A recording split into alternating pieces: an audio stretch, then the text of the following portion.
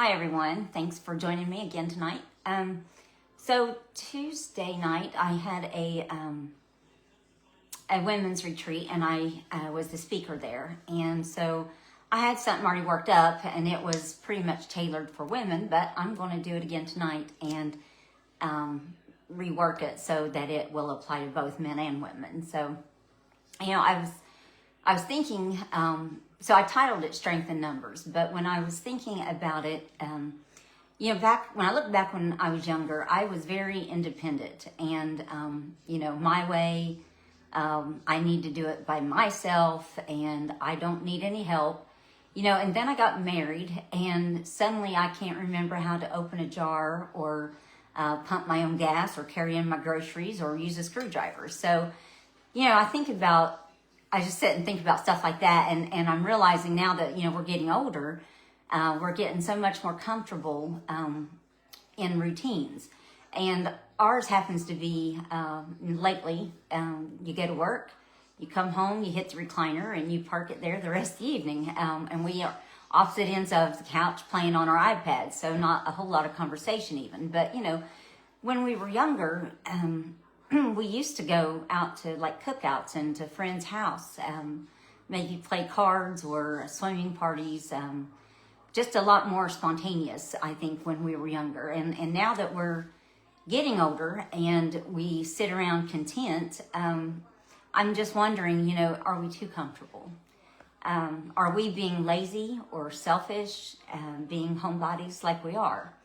And I know God expects us to work and to provide and care for our homes, and to rest.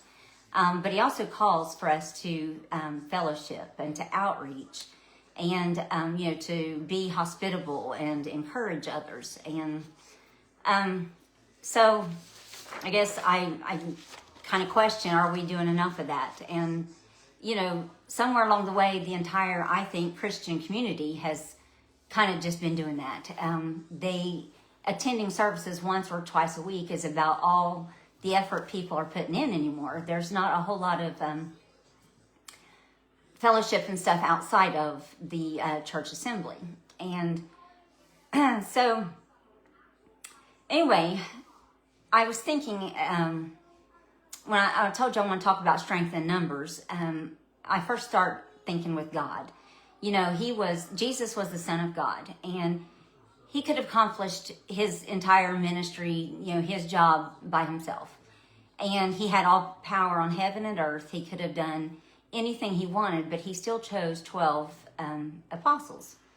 And He did that intentionally. So I'm going to read in Luke 6, verses 12 and 13. It says that, "Now it came to pass in those days that He went out to the mountain to pray, and He continued all night in prayer to God. And when it was day, He called His disciples to Himself, and from them He chose 12, whom He named apostles." And I guess I didn't think about, I guess I always thought it's just those 12 all the time following Him, and I didn't think about, a large crowd of people who He had to choose from. So then I'm like, well, why did He narrow that down? Why did He pick 12 when He had a whole slew of people? That would have got His gospel spread across the world a whole lot faster. So why did He pick 12? He could have, like I said, sent everybody. He could have picked just one that had, the most miraculous, gift of, memory or talents or whatever. But He, I think, knew something that we didn't, is that we were going to need each other. We count on other people to help us along and to, I'm sorry, I'm getting text messages as I'm talking. It's distracting me. So anyway, disciples needed one another too. And, the apostles, they all prayed together, they traveled together, they suffered together, and they built a church together. And ministry, it wasn't designed to be solo. And let's see. I think I lost a page. I'm sorry, I took this like the night before, but I think I lost a page. But anyway, I remember that I wanted to say, and I just don't see it here, but, talking about the 12, I was telling a new preacher who's starting out in ministry that to count himself lucky if he can count on one hand the amount of friends that he can trust, because it's inevitable that people are going to let you down. Even the Christians and your brotherhood, they're going to not be what you thought, and you're not going to be able to trust or count on very many people. So that's why I told him one hand, count on one hand. And even Jesus choosing the 12, he had 2 of those betray him. Well, not betrayed, Judas betrayed, but Peter denied him. And so even Jesus couldn't keep more than 12, to be faithful and true to him. So I don't know why we think that, everyone that wears the Christian title is going to be that way with us. So that was a point I just wanted to bring up real quick. When I'm bringing this around to include men, you think about men who are the silent type, and they're not, they're too strong and too proud to say they need anybody.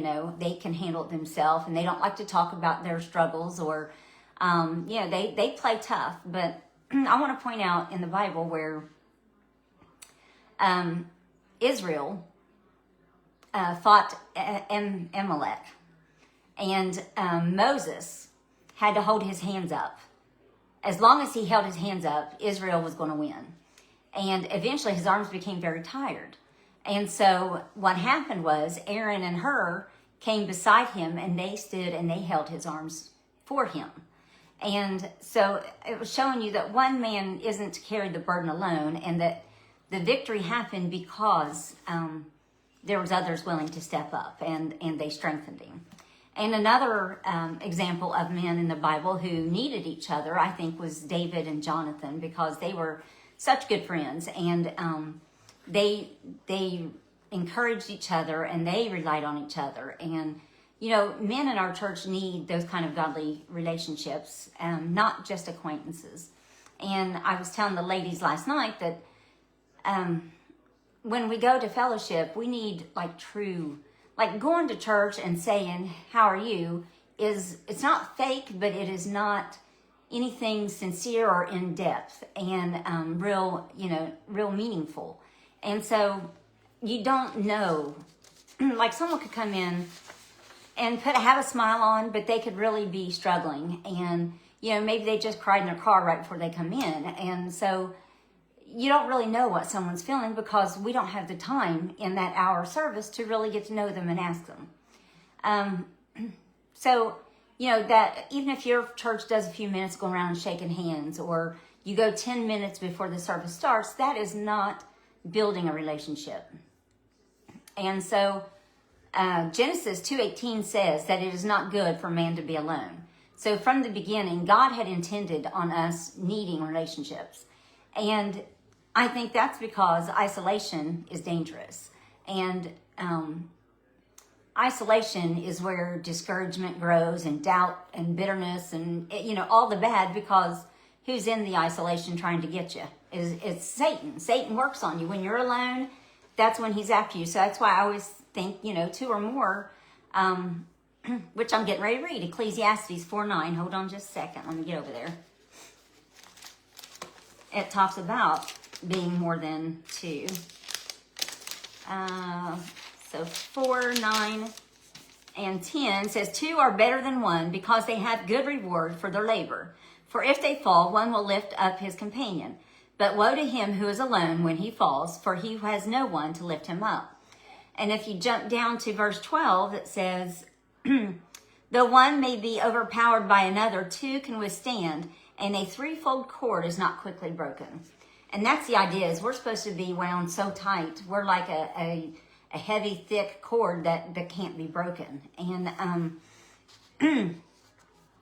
together we're stronger. And, and as far as women go, as far as examples, Mary, when she found out she was pregnant, she went to go be with Elizabeth, and she spent a lot of time with her, who was also pregnant, but they were encouraging each other and just helping each other through it. And another one is Ruth and Naomi.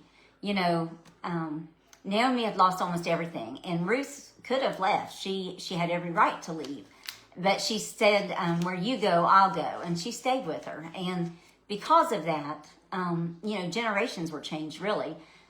Because through that relationship, eventually became, Christ came from that lineage. So anyway, and not just in the Bible, I wanted to bring out some historical examples as well. And, history was full of people working together. And I think more now, we're more secluded now than ever. And a lot of it is because of the cell phone, where we lack completely in communication. And when you think back to, the Great Depression, World War II, those eras, men fought together, women worked together. The communities supported each other, and people survived difficult times because they were united. And then strong women or men, leaders, powerful leaders. Civil rights movement wasn't just one person. Martin Luther King, Rosa Parks, Coretta Scott King, they all were symbols of change. And big movements happen because of a few strong people who work together. And so every time, in church history, a lot of revivals will start when small groups of believers, are consistently praying and together. So, I'm sorry, I'm trying to read my notes here. I'm all out of sorts here. I know right there's a page out of place. So hold on just a second. So sorry. Good thing I'm doing most of this from memory, I reckon. So anyway, my whole point of all of this really is to talk about fellowship outside of the church. We might invite someone to church and hope that they come on a Sunday morning, and that's the extent of our, invitation. But what are they going to see there on Sunday morning? They might see a couple handshakes and a couple people talk, but they're not going to see the love of Christ and the friendships that we have. And that needs to be seen outside in the world. John 13:35 says, "By this, all men will know that you are my disciples, if you have love for one another." So how are they going to see that? I mean, honestly, they're not going to see that on Sunday morning. So in thinking of that, what can we do? Well, there are so many outreach things that we can do. And I've got my page lost. But so I can tell you some things that I've done personally. And I'm just going to go from some memory. But we had at church one night in our fellowship hall, and it was open to anybody that wanted to come. We played hot potato, and we had a baked potato salad bar for dinner, and we took a potato and we threw it around the room. So if I threw it to someone, I could ask any question I wanted, and they had to answer it, and then they got to throw it to the next person. And so we laughed all evening, and we got to ask some silly stuff, but we got to know each other. And I think we all felt really good after that. And I think that would be a great way to bring someone from the outside in and get to know people that way on that kind of level instead of, in church. And I did a brunch one time, and I called it a blessings brunch. And I just fixed like breakfast, lunchy type things. And we had cards, and we filled stuff out for that. And I think we did our Secret Sister drawing that day too. But it was for other intentions. We had cards that we made out to people and uplifted. I know our ladies group sews. We've come up with a lot of wood crafts that we've done together, and maybe they just pay for the minimum of supplies. We've done game nights where I've had people bring in like any unwanted item from their house, and just something like they was going to throw away or yard sale. And we use that as the prizes when, like, if we played bingo and whoever won got to go pick up from that table, and they loved that. So they say one man's trash is another's treasure, and I believe that was true that night. So anyway, and then for men, they love to cook on a smoker. They love to fish. There's so many things that men can do and should do. They could get together for cornhole. They shouldn't only get together when there's like some heavy lifting that needs done at church. There needs to be more opportunity than that. Now, I will say our men at church do have a Saturday morning, once a month, they have a men's prayer breakfast. And that seems to be doing really well. But, you know, don't rely on just that. You can, at any time, you can invite a few people to your house and have a small Bible study, or just have some people from church come over and have a dessert. And, you know, I told them, I don't see it in my notes, but, you know, back in the day, they had Jesus over and he sat at the table and they just broke bread, and that was good enough. So if breaking bread at a kitchen table with maybe some tea was good enough for Jesus, it's good enough for your friends. So don't sweat what it's about or how extravagant. You know, you don't have to go get a big expense. You don't have to do, you know, look up all the recipes and do Pinterest and decorate and wear, you know, matching t-shirts. It can be very simple, very basic. Just sit at the table and get to know people. But that's something we really, really all of us need to work on. So I guess I want to encourage you guys tonight to, like Jesus, pray about it and pick your 12. It don't have to be like a clique, and don't only pick the same 12 every time, but, you know, start with a group of 12 and say, let's go to coffee. Let's go fishing, whatever. But start with a small group and be purposeful and intentional like he was. And just remember that, you know, Christians are stronger when they are together. A single thread snaps easily, but a cord will be able to withhold, you know, the weight. So I think that's about all I've got tonight. Hope that encourages you guys to at least try to do more outside of church services. You know, we are the church everywhere we go. So we don't have to be sitting in a building to pretend to be church and loving there. We need to show the world outside of those walls who we are and what we have to offer. You know, because there are people that are doing that. And, you know, even from all kinds of, well, let's see, sheep's in wolf's clothing type thing.